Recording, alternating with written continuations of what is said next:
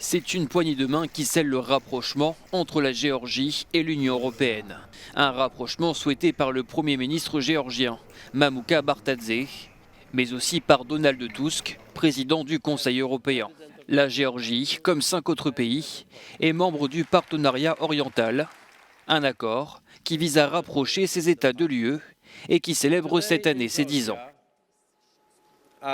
Aujourd'hui, en Géorgie, je tiens à dire haut et fort que l'effondrement de l'Union soviétique a été une bénédiction pour les Géorgiens, les Polonais, les Ukrainiens, ainsi que pour l'ensemble de l'Europe centrale et orientale. Et je suis convaincu que c'est également le cas pour les Russes.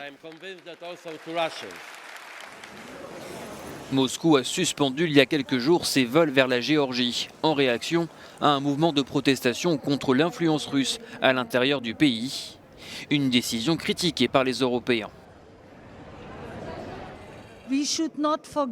Nous ne devons pas oublier qui était le conquérant, qui est celui qui a occupé le pays après la guerre de 2008, la Russie de Poutine.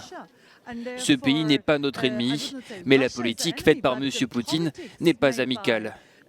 Il s'agit d'une forme de répression, car ces annulations de vols russes vers la Géorgie a de terribles conséquences économiques. Ce n'est pas la bonne façon de traiter ses voisins.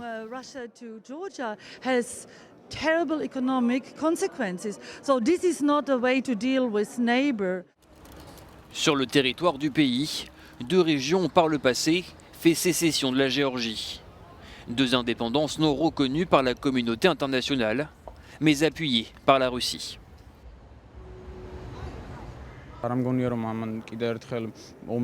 Je ne pense pas que cela conduira à la guerre à nouveau.